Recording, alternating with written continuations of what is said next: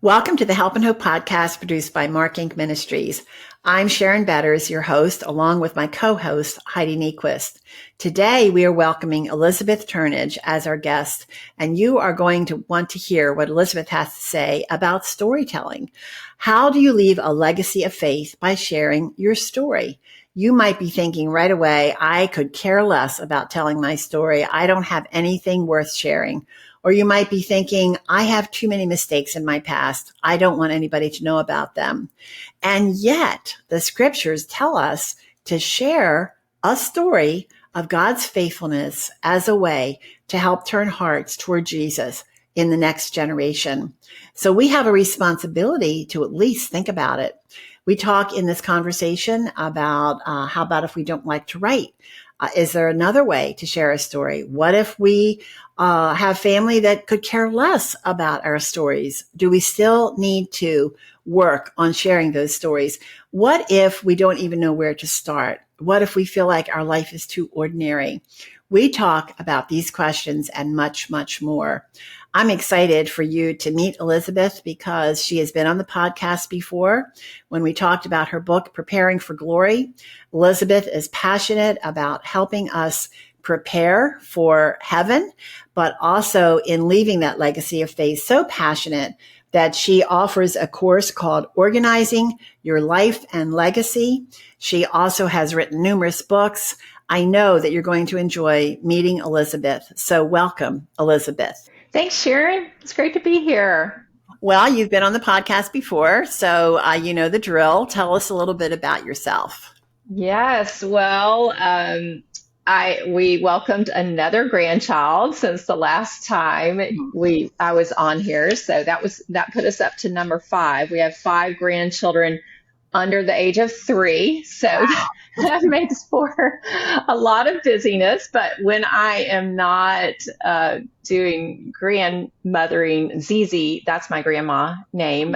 When I'm not being Zizi, I was telling Sharon earlier before we got on that I've been working on my doctorate of ministry degree at Covenant Theological Seminary and am actually writing my dissertation right now in that process and working specifically on spiritual legacy. And my focus has been spiritual legacy and older adults and the benefits and the all that can help us with. But also, it's spiritual legacy is something that we need to be doing at any age. So I'm excited about this conversation. Well, we have 3 grandmothers here. Heidi is a grandmother. I am a great grandmother. And so I think all of us probably are in that season of thinking about legacy in one way or another. And how do we touch the hearts of those that we love? And one of the ways that you say we can do that is by sharing our story. So why do you think that is a good way of passing on a legacy of faith? Yes. Well, of course, we have that example from Scripture. Scripture is in itself a grand story, a big story of God's creating his own people and of his persistent love for us in spite of our sin and failures and his reconciliation of us to him through Jesus Christ. We are called to be ambassadors for Christ. We are called to tell the story of good news. Psalm 78, which is one of my favorite places to go to talk about passing on the story of our faith. It specifically calls us to do that. And then we know just in general that story is something you never meet a person who doesn't love a good story. So it's a universal tool. Yeah. How do you think sharing our own stories, thinking about sharing our own stories can impact our own faith, our own walk of faith? Oh, it's so important for us to know our stories and to think through them. And writing, and we'll talk about this later, but writing is a powerful tool for doing that too. But as we survey our stories of faith, and specifically if we look at different aspects, different seasons of our life, When is a time where our faith was really strong? Or how did we first come to know about the Lord? How did we first come to see that Jesus is Savior? But also the times where it was difficult, the times of doubt, times of struggle, times of sorrow. When we really sit down and think through whether we write it or tell it or share it in another form, then we begin to see how God has been working this whole time. And it strengthens our faith and hope and love even more. So it's just, and when we have that, when we have that remembrance of how God has worked in the past, it helps us in current circumstances, especially when we have a difficult story in our current situation. Elizabeth, speaking at that level of difficult situation, how do you decide when you're telling a story where to include trauma, how to include it, and why to include it? Yeah. What a great question, Heidi. That is something that we have talked about in this workshop that I do, because we have one chapter that is dedicated to the fall and to stories of what I call Retch Shalom. So if Shalom is universal flourishing and peace and harmony, then Retch Shalom is a case where, something is broken. And so back to the question of trauma, that's something that is deeply, deeply broken. And we do want to consider that very carefully, how we share trauma, with whom we share trauma. So we can share it at, like a 20,000 foot level or a 5,000 foot level. And we want to be very prayerful, and also to maybe even seek counsel before sharing our stories of trauma, to talk with a trusted friend, advisor, pastor, ministry leader, counselor, to say, hey, I've been asked to share this story, or I want to share this story, but how would you advise me to share this story? And that, we do want to be careful, because when we share stories of trauma, we can end up being re-traumatized. And so we want to have safety around that. And we want to seek to do that very wisely, with good counsel and with lots of prayer for wisdom and insight. One of the things I read on your blog or Substack, whichever one it was, that you talk about sharing stories I don't think you necessarily say for when you're gone, but stories that maybe you wouldn't sit down and tell your family, but maybe you would want them to have it later. How do you decide what you want them to hear later as compared to maybe you don't ever want somebody to hear, but you need to write it down. You need to share it somewhere. How do you decide what's better left for when I'm not here to answer for it? Well, one of the things, I do courses with a co-leader on organizing your life and legacy.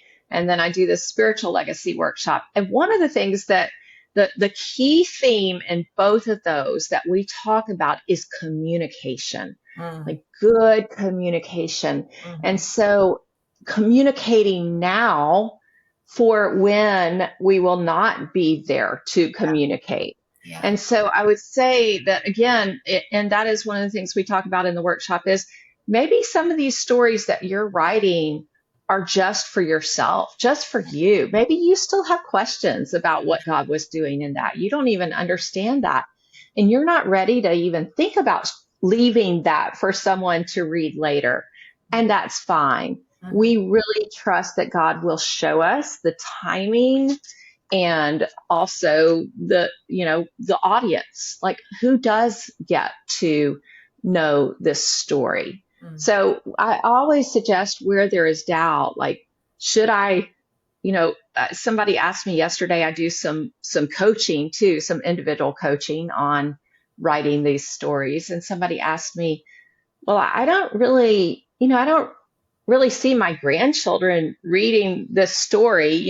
It's not appropriate for them at their age or hearing this story. And I said, that's true. You can write the story now, and then you can decide, do you want to include it for when they're older? Do you want to include this in a sort of a body of stories that you want to leave for later on when they're adults and they might benefit from hearing this story? And of course, I should have said this earlier on, but our guideline in talking about a legacy of faith, our real guideline is to seek to glorify God. That is our primary purpose. And, so that also helps to say, well, do I think this would glorify God to share this story? And that is one of our standards that we're thinking about that helps a lot. And the valleys are part of, you can't get to the mountaintop if you don't go through the valley. So, right. Yeah.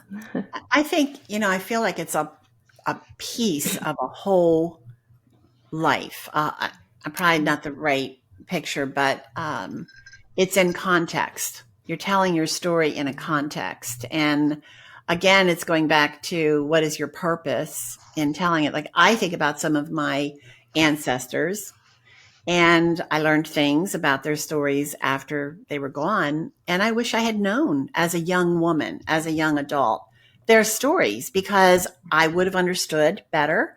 And I think they could have taught me some things about that. And I think also in the telling of it, maybe they would have found some resolution and redemption in their own side, because watching some of the decisions they made throughout their life, it suddenly made sense, but they weren't good decisions. And so if they had had the freedom to share their story, then maybe those decisions would have been different. And we at Mark Inc., the podcast typically is sharing stories, redemption stories, because we are calling back to those coming behind us. God is sovereign and you can trust him. And so I think that's part of how does this show that God is sovereign? And all the broken places, like Heidi said, the valleys, that endears, I think that endears us to that grandchild who is struggling. And then they can look at, well, Grammy, look at her story. And she's okay. Something like that. So it's really a spiritual journey, isn't it? To do something like this.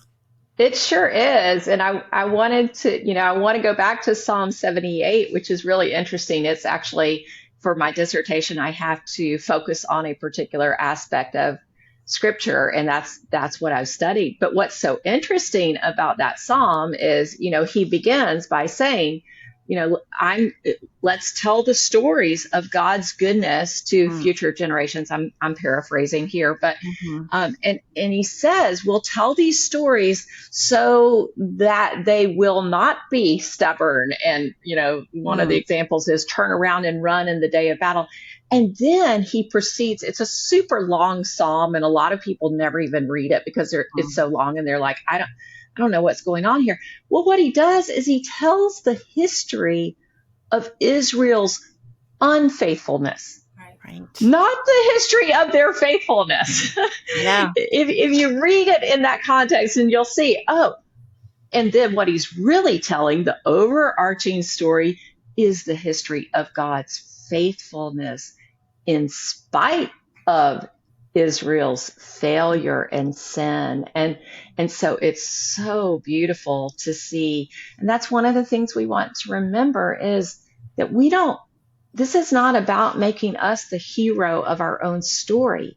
Jesus is the hero. And as we look at scripture, boy, think about King David, think about the Apostle Paul, think about, there's so many people who really, they're not heroes of the faith. They're Jesus is the hero. So it's also about showing God's kindness to us through Jesus. And that is our help and our hope, right? Elizabeth, what do you do with the person who hears better if they're not hearing it through the grid? of Jesus. So taking my story and making it more applicable to somebody who has no biblical background, has no desire to have a relationship with Jesus, that would shut me down the minute I started talking if I brought up the name Jesus or the Bible or any of that. How do you share with those? Yeah. Well, I'll try to think about maybe a particular situation. So maybe I'm talking to a young mom and she's experiencing postpartum depression. Okay, so that would be, I think that's a topic y'all have addressed before, probably. I'm pretty sure you have.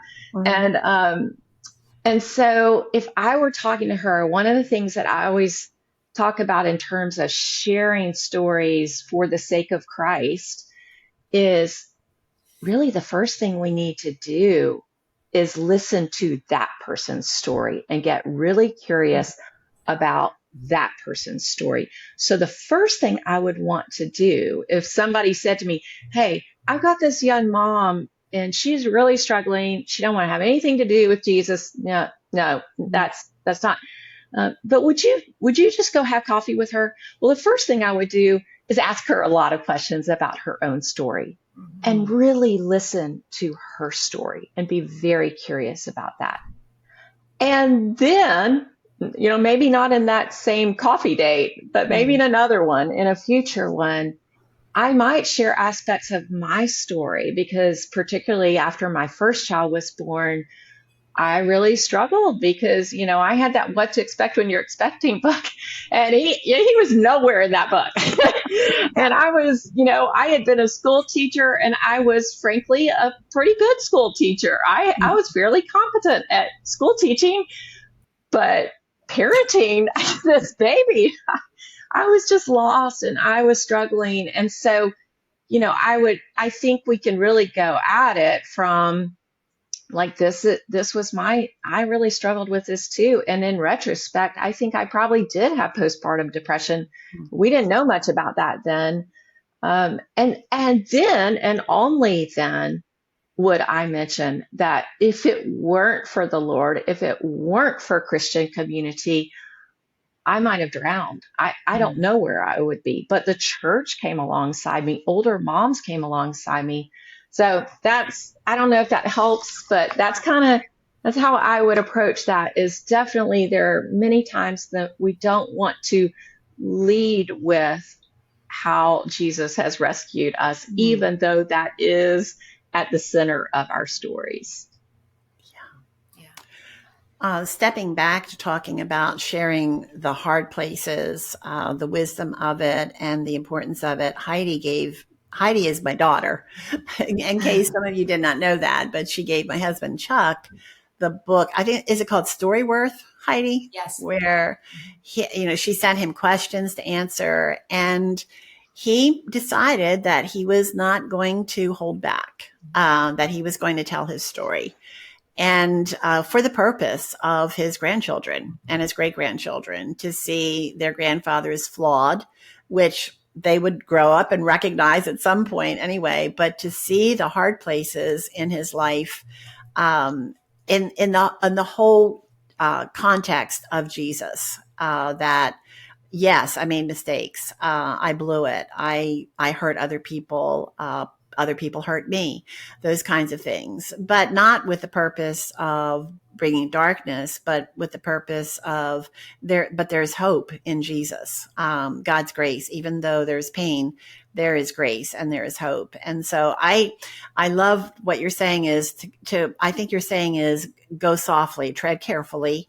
If this is something new for you and there are things in your life that you've never shared with anybody else, but now you're thinking maybe there's something God could do with this for another person. And that's what I like to think too, Elizabeth, is can my story help somebody else? And so you think of that, the pistol approach, which is one shot, and then the shotgun approach, which is maybe that's a different way of telling that story. And so I love that. And I also love Psalm 78, the way that you said he didn't talk about all the good things they did. And what was the ultimate goal was for the next generation not to have stubborn hearts, to learn from those broken places. So the other thing I'm thinking is when we were talking about those broken places and to start being intentional about telling your story, there might need to be some healing in your own heart along the way. And I think you touched on that when you talked about Christ's view of me versus my own view of me, and how this process could really bring some restoration and healing in a person. It might be them telling the story just for themselves. Have you had any experience with anyone like that? Yes. And, that is where it's so interesting that even, and this is common grace, but the secular literature shows that, and I've been studying specifically older adults, but I would imagine that you could find some academic research on all age adults, that the process of writing story, telling story can be healing, can help the person find meaning in sorrow, in sorrowful places. They call it in difficult events, where you can find meaning in difficult events. So that's sort of the academic secular literature on that. But yes, in my workshops, it's been so fun to go through this. And at the end, we have what's called a story feast, and everybody has a chance to share one of their stories. And a number of people told stories about how, working through this process, they began to see meaning in places that they hadn't even thought about in a long time, but that there were broken stories, and they saw the redemption. They saw how God had used that years down the road. And so sometimes it is easier looking back. And then as we look back and we see, oh, there was a purpose in that, or, maybe not so much there was a purpose, because we don't always get the why, right? We want the why, but we don't always get that. But they saw God's goodness to them in the midst of pain. And that process of writing the stories gave them healing. And that is another really important purpose of doing this work, because wherever there is, where we have a broken place, that's often a broken place with the Lord. And so we need healing with our relationship with God. That's a question that a friend of mine always asked her small groups. Well, how are you doing with the Lord? How is your relationship? Like, define the relationship question. And so that healing is very important, and it is a very important byproduct of this process of sharing your story, or even before you share it, just recording your story. One of the things I believe in that so much, just from my own personal walk, that so much healing comes from writing your questions, your laments, the things that God offers us through scripture. And one of my daughters, not Danielle, my other daughter, asked me if I wanted her to burn my journals when I died, or if I want them to read them, and I had to think about that for a minute. But I think it goes back to what you're saying, that the wrestling, the process, the healing, the mistakes, all of those things are part of the story that takes you out of the center and puts Jesus in as the hero, right? So with that in mind, if you look at a family that has been raised in the church for generations, there's covenant legacy, right? When they lose their way, when, there's a child that's not walking with the Lord, or there's, the family is broken in some way, shape, or form, how can you take the storytelling and bring back the story of covenant, of legacy? How can you use that to remold or to mold the future generation? Are you asking? I'm trying to understand exactly what you're asking. So without turning the people away who might have turned their back on covenant, right? On legacy, Right. spiritually. Right. How can you regroup, revamp, and try to bring it back to the focus, using the stories, Yeah. from. Okay. I think I get it. And if what I say is not really what you're asking, then we can just try again. But I feel like it's sort of similar. I mean, we've kind of hit all around this, but like leaving stories for future generations. And I've had people who do have children who are not walking with the Lord and who were raised in that home with covenant and with legacy, and they want to tell their stories with the hope that in hearing these stories that will draw. Again, we said at the beginning, story is a universal tool. Mm-hmm. There are very few people who don't love a good story. Maybe a few accountants, but for the most part, people love stories. Everybody loves stories, and God created us as storytelling and story-loving creatures. And so to have that, to continue to tell those stories, again, maybe with a lighter hand, as we talked about before, with the person who doesn't want to hear anything about Jesus, but to have those stories recorded. Think about this. Maybe that person who is not walking with the Lord, maybe, at the time that her parent or grandparent is alive, she doesn't want to hear anything about Jesus. But then that person is gone. That parent or grandparent has died and gone to heaven.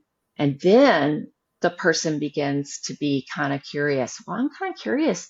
Oh, she left me these stories. These stories are written down for me to read. I'm kind of curious about that, because so often what happens, and I think this is a question that comes up a lot, is what do you do when they're not interested now?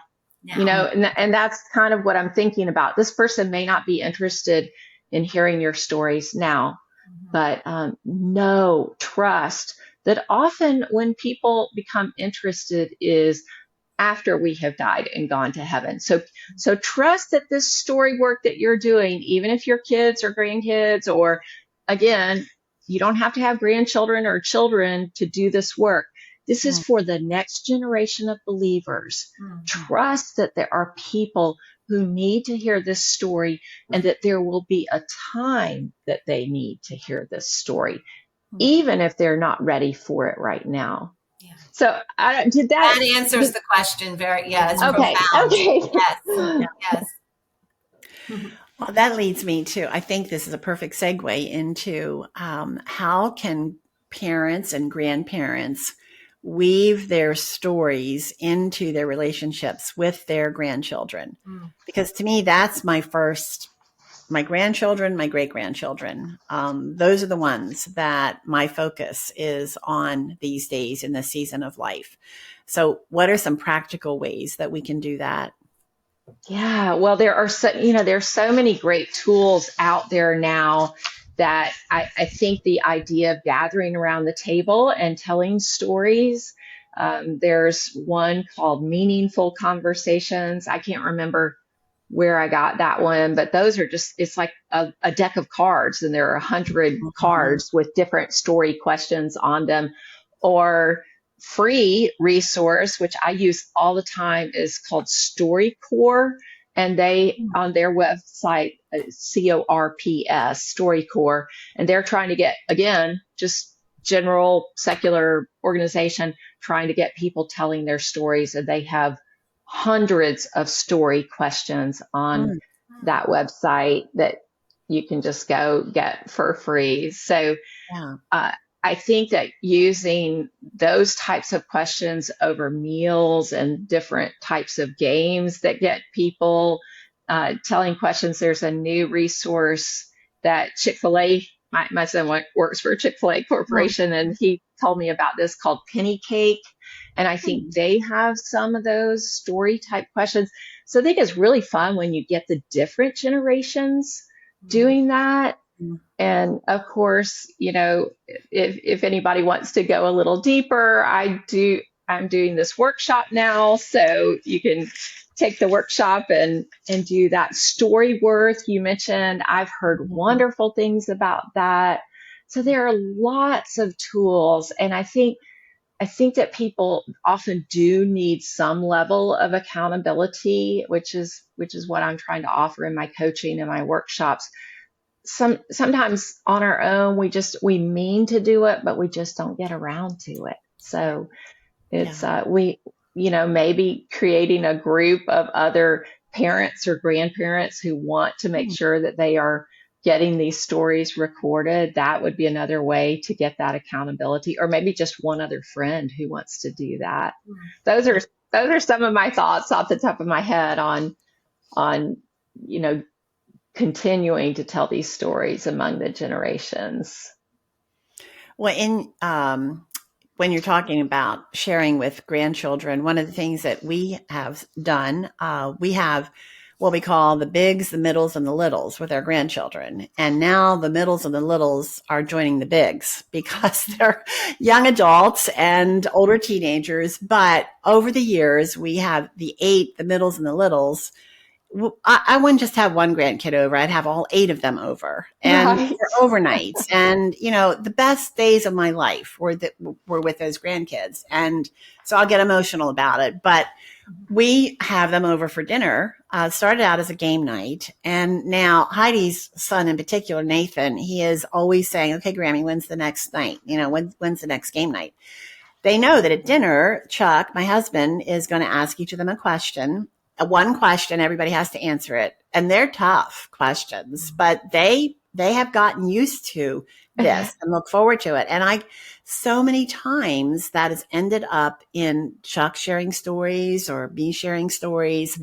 And they are really into it. I mean, they really seem to want to know these stories. And I think about another friend who her child is not, she has rejected their faith. I mean, she's very antagonistic, but this mother has continued to build that connection, has stayed connected to her, earning the right, to be a credible witness of the Lord, but not pushing it, not throwing it down their throats. And if our grandkids acted like they didn't want to hear it, we wouldn't push it. We'd wait for that moment. So I think we take time, and we have used those tools too. The questions that you're talking about, they're great. They are great tools. Also, just want to tell those of you who say, I'm not a writer, I don't journal, I can't stand it. Pull out your phone and just start talking. Start talking and recording. You'd be surprised at the stories that are going to start tumbling out of your mouth. And I also think, Elizabeth, of all the novels that I've read that start out with a granddaughter finding her grandmother's diary or something, and she says, what is the rest of the story? And so let's make it easy for them. It's all right here. The story is here. So, yeah. Well, Elizabeth, tell us about your legacy coaching. You don't just help people tell their stories. You started out helping people prepare for this last season of life so that their children would not have as difficult a time. Yes. So with a dear friend who is also a social worker and has done hospice care and palliative care and walked with many people at the end of life, we developed a course, and it's 10 video sessions with a 128-page workbook. It's all online. It's self-paced, so people can do it on their own, but it helps people know, like, what are the things that I need to gather? Like, so I call it practical legacy, like durable power of attorney and wills and passwords, all of our digital devices. And then, like there's a lesson on funerals, telling your end of life wishes, like funerals and burial, cremation, that kind of thing, just all of those things, but all from a Christian standpoint. There are people out there doing this sort of thing, but we really sought to center it in biblical reality. So that is something that we're very grateful to be able to offer. And it's, my coworker we're doing a webinar on grief coming up, coping with grief during the holidays.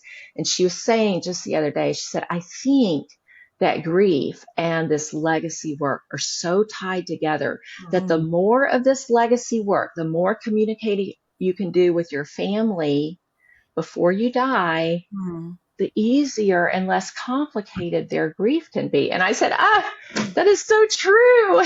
So true. So. Yeah. Well, we're going to have links to your courses in the show notes. Organizing Your Life and Legacy course, very practical. And then coaching, storytelling coaching. We'll have a link to that as well. Elizabeth is an author. She has written this incredible book called Preparing for Glory, 40 questions about, I can't remember the subtitle. What is the subtitle? Living and Dying in the Hope of Heaven. Living and Dying in the Hope of Heaven. I'm going to have a link to that conversation we had on the podcast. I just can't recommend that book enough for, we're on a journey. We don't belong here. We're on our way home. And so Elizabeth is helping us walk that journey with more wisdom and very practical ideas and lots of hope and peace, especially in that book. So I will have a link to that in the show notes as well. So Heidi, is there anything else you want to ask Elizabeth before we wrap things up? I don't think so. I think we we covered a lot. We went have deep on some deep issues, which I appreciate. Yeah. Elizabeth, thank you so much for joining us today. I know that you are very busy working on so many things, but I know your passion is to offer the help and hope of the gospel, and you are doing that, and you have done that today in a beautiful way, and we appreciate that so much. And friends, this is the Help and Hope podcast produced by MARKINC Ministries. I'm Sharon Betters, and my co-host Heidi Nequist and Elizabeth Turnage has been our guest today. And you can learn more about Elizabeth. Go to helpandhopenow.org. That's helpandhopenow.org, and check out the show notes where we will have a link to her website and to the courses and some of more information about her books. So again, that's helpandhopenow.org. You're also going to find lots more stories that give you the help and hope of the gospel, and lots of resources that are designed to help you walk by faith. So thanks so much for joining us, and we hope that you'll share this message with others, and we look forward to being with you again.